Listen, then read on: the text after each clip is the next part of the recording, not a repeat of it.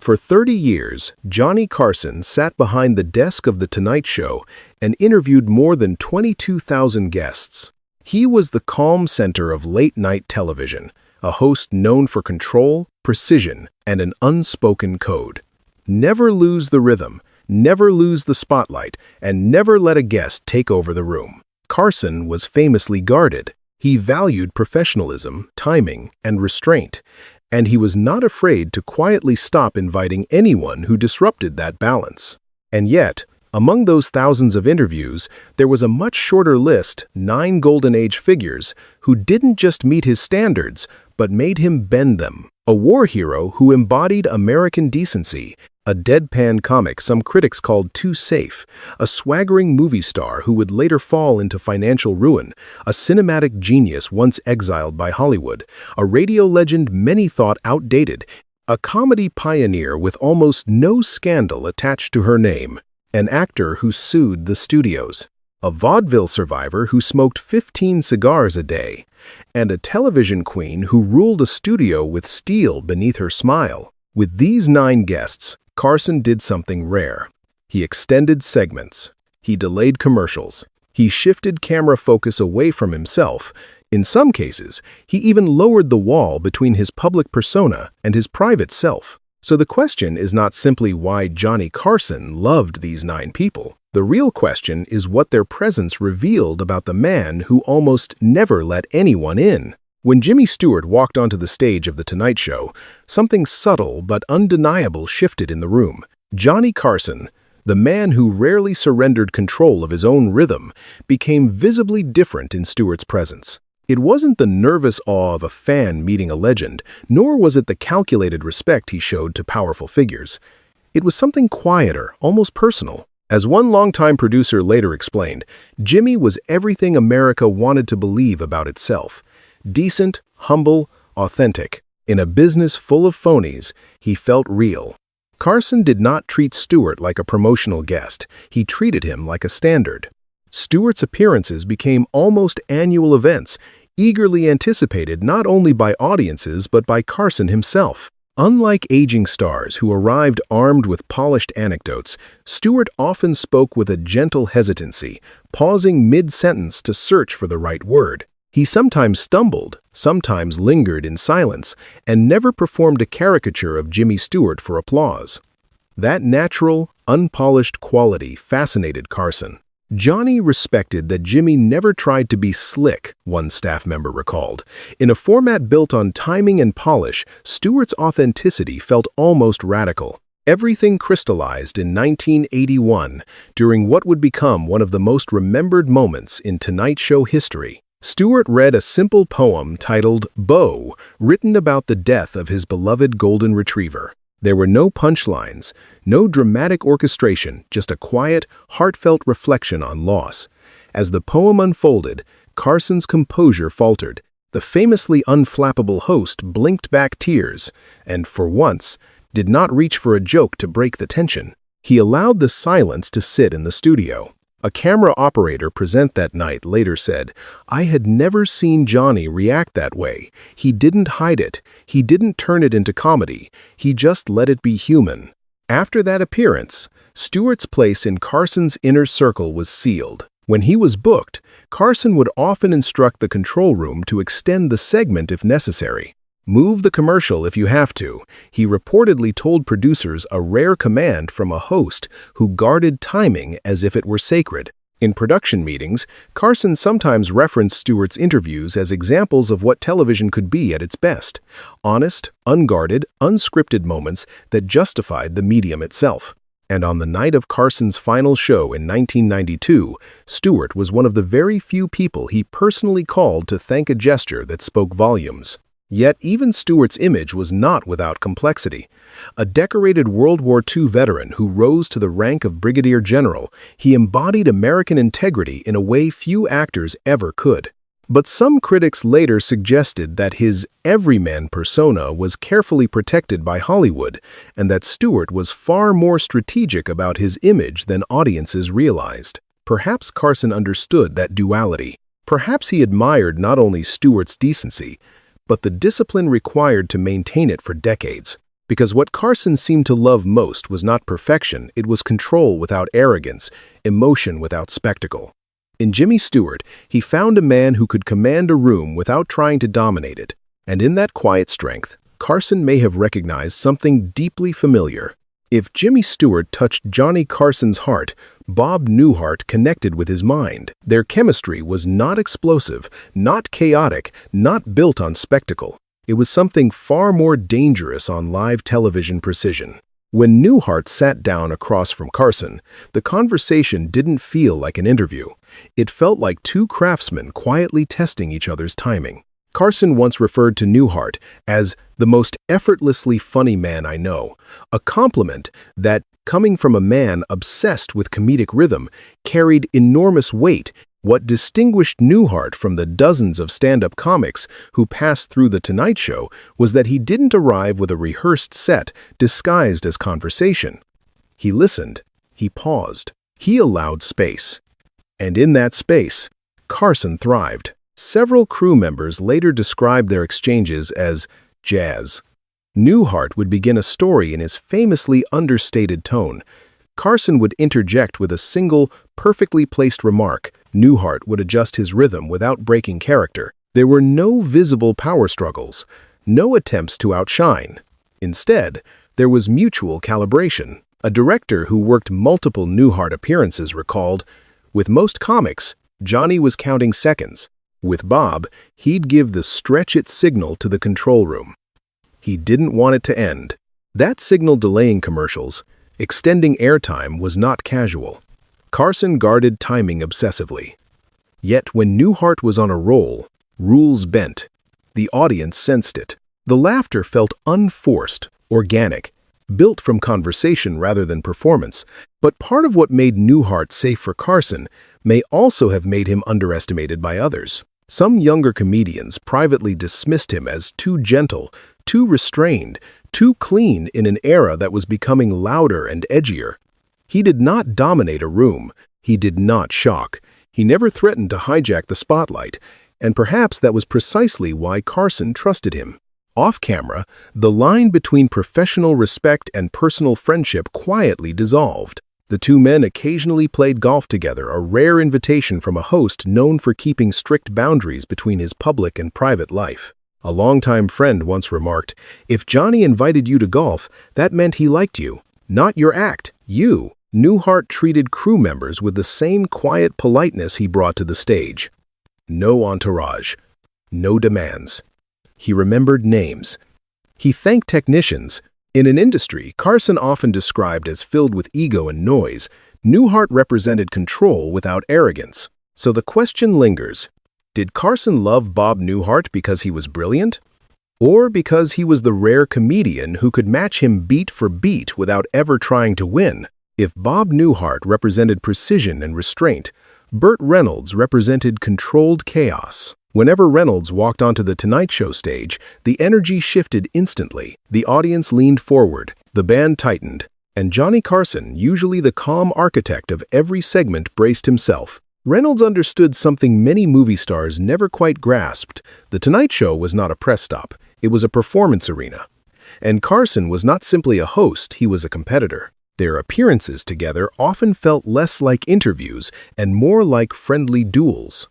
Reynolds would arrive ready to play, not just to promote a film, but to challenge the rhythm of the show itself. The now legendary prank wars between them became part of late-night mythology. Water pistols hidden in jackets, sudden ambushes, and most famously, the shaving cream incident when Reynolds, mid-conversation, sprayed Carson in the face. On paper, it sounds like a disaster. A guest humiliating the host. But Carson didn't recoil. He exploded in laughter. According to crew members, he laughed harder during the commercial break than on camera. It wasn't humiliation. It was delight. Carson valued real surprise, not rehearsed banter, not safe anecdotes approved by publicists. Reynolds was one of the few guests capable of catching him genuinely off guard. A director once recalled, "Burt could surprise Johnny without crossing the line. That's a rare skill." And that line mattered. Carson had quietly banned guests before for attempting to dominate or embarrass him. Reynolds never did. But Reynolds himself was not without controversy. At the height of his fame in the 1970s, he projected swagger, masculinity, and almost reckless confidence. Some critics saw arrogance. Others saw a carefully crafted persona built for box office appeal. And later, after career missteps and financial troubles, the same man who once seemed untouchable would publicly admit to bankruptcy. Hollywood's golden boy had stumbled, yet Carson's respect appeared unchanged, perhaps because Reynolds, even at his most flamboyant, never treated Carson as secondary. He took the jokes, he encouraged the teasing. When Carson poked fun at his failed films or high-profile romances, Reynolds laughed genuinely. Carson reportedly had a private test. If he could tease you and you didn't flinch, you passed. Reynolds didn't just pass. He leaned into it. Off camera, Carson often used Reynolds as an example when coaching nervous guests. "Relax and have fun with it," he would say, like Burt Reynolds. That was not casual praise. It was a template. So what did Carson see in Reynolds? A movie star who understood timing? A rival who respected boundaries? Or perhaps a man who knew how to perform confidence even when the industry eventually turned on him? Because beneath the water pistols and shaving cream, there was something far more important. Reynolds knew how to share the stage without surrendering it. And Carson respected anyone who understood that balance. If Burt Reynolds brought chaos that Carson could laugh with, Orson Welles brought gravity that Carson leaned into. When Welles appeared on The Tonight Show, the atmosphere shifted in a different way. The jokes slowed, the rhythm stretched, and for a few rare minutes, late-night television felt almost intellectual. Carson was not starstruck in Welles's presence, he was engaged. Staff members later revealed that when Welles was scheduled, Carson actually prepared. He read, he reviewed history, literature, theater, even political context that might surface in conversation. He did not do that for most guests. With Orson, Johnny wanted to be ready, one producer said. He didn't want to look superficial. The conversations between them rarely stayed within the safe boundaries of Hollywood promotion. They drifted into Shakespeare, artistic control, illusion, failure, censorship. Welles spoke openly about projects taken from him, films re-edited without his consent, opportunities lost. Unlike many celebrities who spun their setbacks into polished narratives, Welles often described his disappointments bluntly. Carson listened closely. He did not interrupt. He did not rush the subject back to lighter ground. One of their most memorable exchanges involved Welles performing live magic on air, complex illusions that stunned both audience and crew. Carson, who had a lifelong fascination with magic, watched with visible delight. During one commercial break, he reportedly turned toward the audience and said, "That was real magic." It was not sarcasm, it was admiration. But Orson Welles was also a cautionary tale. Once hailed as a prodigy after Citizen Kane, he became, in some Hollywood circles, labeled as difficult, too ambitious, too unwilling to compromise. Studios interfered, projects collapsed. He carried both genius and exile in equal measure. Perhaps Carson recognized something in that tension. He, too, had battled networks behind closed doors. He, too, understood what it meant to fight for control of his own format. But unlike Welles, Carson survived within the system. He negotiated power carefully. He mastered television's constraints instead of rebelling against them publicly. Some crew members later reflected that Carson seemed almost fascinated by Welles's mixture of brilliance and vulnerability. When Orson talked about failure, one writer recalled, "Johnny leaned in. He respected honesty." In an industry built on maintaining flawless images, Welles's candor felt dangerous and refreshing. The segments sometimes ran long. Carson did not rush him. For a host known for tight pacing, this was unusual. It was as if Carson valued the depth more than the clock. So, what did Johnny Carson see in Orson Welles? A genius? A warning? Or perhaps a version of himself had he chosen a different path? Because in Welles, brilliance came at the cost of exile. And Carson, ever controlled, seemed to study that trade carefully. If Orson Welles represented intellectual gravity, Jack Benny represented origin. When Jack Benny appeared on The Tonight Show, the dynamic subtly reversed. For once, Johnny Carson was not the unquestioned authority behind the desk. He became a student. Carson had openly admitted that Benny shaped his entire comedic philosophy. The pauses, the reaction shots, the idea that silence could generate bigger laughs than punchlines. He was the reason I do what I do, Carson once confided to a colleague. Watching Benny perform was not just nostalgia for him, it was a masterclass revisited. On air, the respect was visible. Carson laughed more freely. He leaned back, giving Benny room. According to staff members, Carson would even instruct directors before taping, "Get Jack's reactions." That was extraordinary. Carson rarely ceded visual dominance. The Tonight Show was built around his timing, his camera, his face. But with Benny, he willingly shifted the spotlight. There was also generational symbolism in their exchanges. Benny, born in 1894, had pioneered radio comedy when Carson was still a child. By the time he visited The Tonight Show in the 1970s, he was in his late 70s and 80s, yet his timing remained razor-sharp. Watching them together felt like witnessing a baton pass in real time. The reigning king of late night acknowledging the architect of the blueprint. And yet, by the 1970s, some younger audiences considered Benny old-fashioned. His style was understated, patient, built for radio-era pacing rather than rapid television punch. Carson knew that, but he never treated Benny as a relic. Instead, he framed him as foundational. Off-camera, Carson reportedly kept a framed photograph of Benny in his private office, the only celebrity image displayed there. That detail mattered. Carson was famously private and selective about who he honored publicly. Choosing Benny signaled more than admiration. It signaled allegiance. Benny embodied professionalism without ego. He did not dominate through volume or spectacle. He controlled rhythm through restraint. And perhaps that was what Carson loved most, not just the humor, but the discipline behind it. So when Jack Benny sat beside him, Carson was not just hosting a guest. He was honoring a lineage, and in that moment, the most powerful man in late-night television willingly became part of something older than himself. If Jack Benny represented lineage, Carol Burnett represented light. When Carol Burnett stepped onto the Tonight Show stage, something almost imperceptible happened to Johnny Carson. His shoulders loosened, his smile widened. The invisible barrier he typically maintained between himself and his guests softened. With most visitors, Carson controlled the temperature of the room. He guided the rhythm, shaped the pacing, steered conversations back on course. But with Burnett, the dynamic felt different. It felt equal. Their exchanges flowed less like interviews and more like reunions between two professionals who genuinely enjoyed one another's company. Carson reportedly once told Ed McMahon, "Carol brings sunshine to the stage." That wasn't sentimental exaggeration. Burnett had a rare ability to combine impeccable timing with disarming warmth. She understood live television instinctively. She knew when to push, when to pause, when to pivot into spontaneity. And Carson trusted her.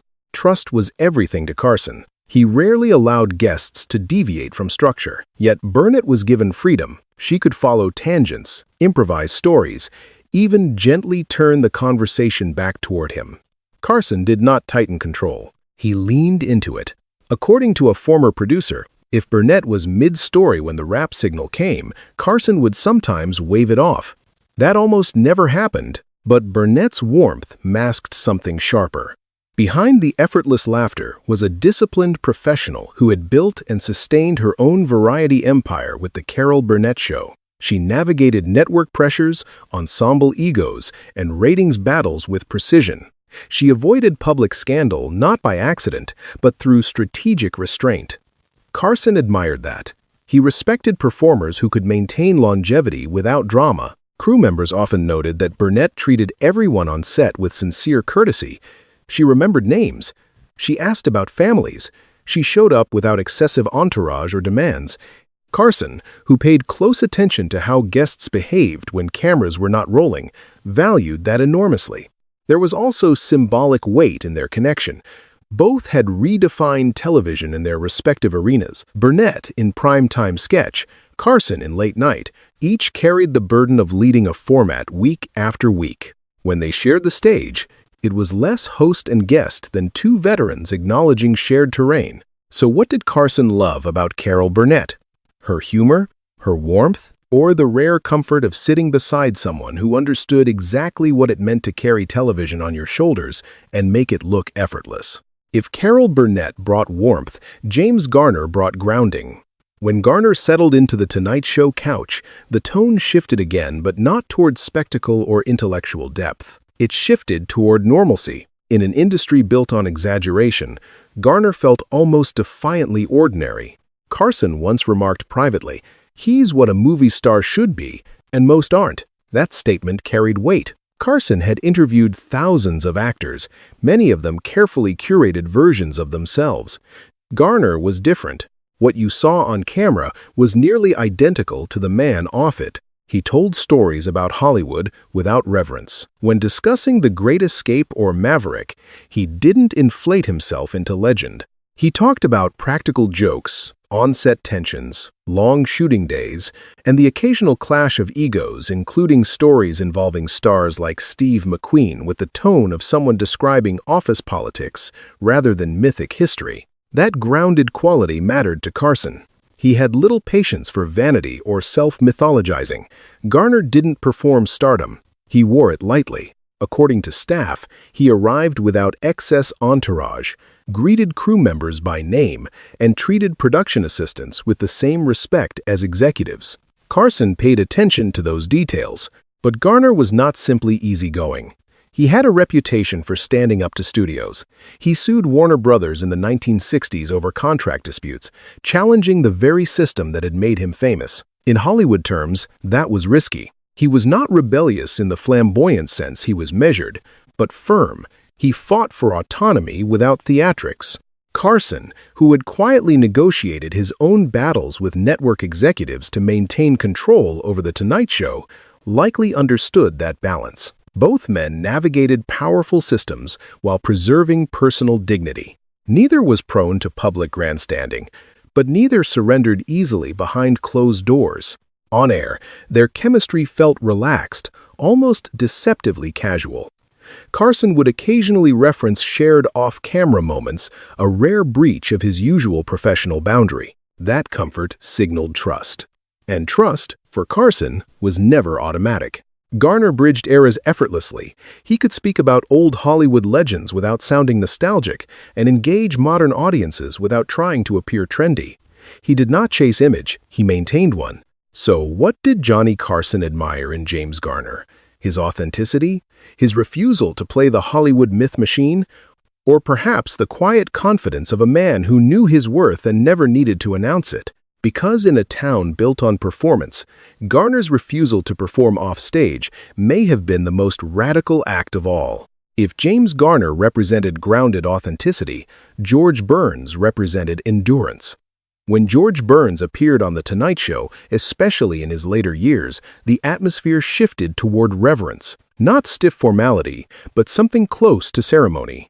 Johnny Carson, normally the undisputed authority of the desk, treated Burns almost like visiting royalty. By the time Burns was in his 80s, 90s, and eventually over 100 years old, he embodied something Carson deeply admired: longevity in a business built to discard people. Burns was not just a comedian, he was a living bridge to vaudeville, to early radio, to the foundations of American entertainment. Crew members later said Carson sometimes grew visibly focused before Burns's appearances, not anxious but respectful. It was like watching a master prepare to sit beside the master who came before him, one producer recalled. Carson often asked a question and then leaned back, allowing Burns to control the rhythm entirely.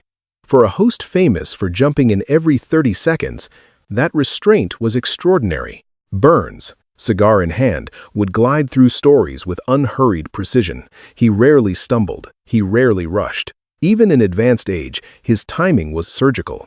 Carson reportedly admired that deeply. He once remarked privately that Burns was the only man in Hollywood who gets funnier as he gets older. Whether exaggeration or not, it reflected genuine awe, but Burns was also shrewd. His persona, the unflappable, eternally amused elder statesman with a cigar, was meticulously consistent.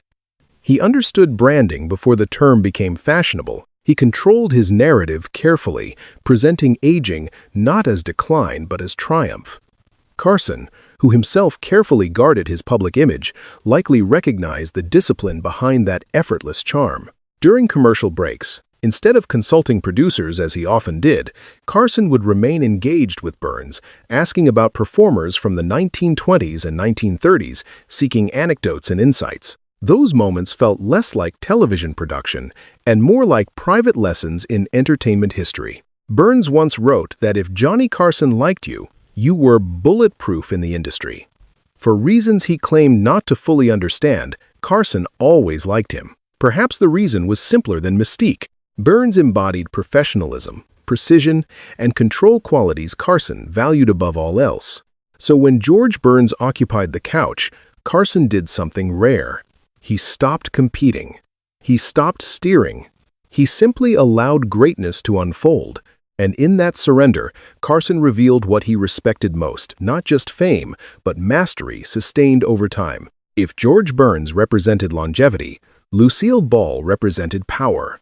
When Lucille Ball appeared on The Tonight Show, the stage held two architects of modern television, and Johnny Carson knew it. Carson had reinvented late-night television. Ball had revolutionized the sitcom decades earlier. Together, they carried the weight of formats that reshaped American entertainment, and unlike many celebrity interviews, their exchanges felt less like host and guest, and more like two veterans measuring each other with quiet respect. Carson once referred to her simply as royalty. It was not hyperbole. Lucille Ball was not only one of the most recognizable faces in television history, she was also a business force. As the head of Desilu Studios, she oversaw productions like Star Trek and Mission, impossible decisions that reshaped television economics. Carson, who formed his own production company to maintain control over The Tonight Show, understood exactly what that kind of authority required. On air, the dynamic shifted noticeably. Carson, typically the gravitational center of every segment, deferred to Ball in subtle but telling ways. He encouraged camera operators to capture her reactions. He laughed genuinely, freely. He allowed stories to run long. When rap signals came, he sometimes ignored them. That was not courtesy. That was respect. One particularly revealing moment came during a 1973 appearance when Carson surprised Ball with footage from an early screen test she had not seen in years. For a brief instant, the polished icon faltered. Emotion surfaced. She recovered with humor, but the crack in composure was real. Carson had not exploited the moment. He had honored it. Yet Lucille Ball's legacy was not universally soft-edged. Behind the laughter was steel. As a studio executive in a male-dominated industry, she was known to be exacting, strategic, and unyielding when necessary. Some colleagues described her as warm. Others described her as formidable. She had navigated scandals, business negotiations, divorces, and network politics without losing control of her empire. Carson admired that duality. Talent without fragility. Authority without public arrogance. Discipline without visible strain. Like Burns, like Benny, like Stuart Ball, embodied mastery sustained over time. But unlike most of the others, she wielded both creative and corporate power. And Carson, who fiercely guarded his own autonomy, recognized the rarity of that balance. So, when Lucille Ball sat across from him, Carson did something subtle but significant. He shared the throne. And perhaps that is the final clue. The 9 guests he loved most were not simply charming. They were controlled, professional, self-possessed. None of them tried to dethrone him. None of them needed to. In the end, what these 9 figures reveal is not just who Johnny Carson admired, but what he valued. Discipline over drama, craft over chaos, control without cruelty, and the quiet understanding that true power in television is never loud, it is sustained. For 30 years, Johnny Carson controlled the most powerful desk in American television. He decided who rose, who stumbled, and who would never be invited back. He valued timing, discipline, professionalism, and above all, control. Yet the 9 Golden Age figures he loved most were not the loudest, not the most scandalous, and not necessarily the most commercially dominant at the time of their appearances. They shared something else. Jimmy Stewart brought sincerity without spectacle. Bob Newhart mastered timing without ego. Burt Reynolds played dangerously but never crossed the line. Orson Welles carried genius and failure in equal measure and spoke honestly about both. Jack Benny embodied lineage and restraint.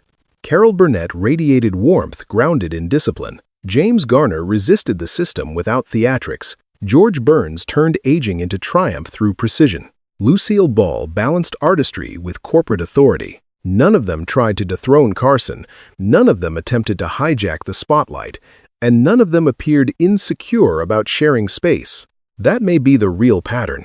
Carson admired control but not domination. He respected confidence but not vanity.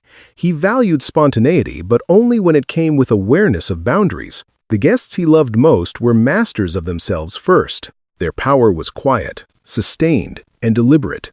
And perhaps that is what they revealed about Johnny Carson. Beneath the polished monologues and perfectly timed pauses was a man who studied discipline obsessively, who negotiated power carefully, who feared chaos not because he disliked it, but because he understood its cost. The 9 guests he loved most were not simply favorites. They were reflections. And if these were the people Carson welcomed into his inner circle, the question becomes far more intriguing. Who didn't make the list and why?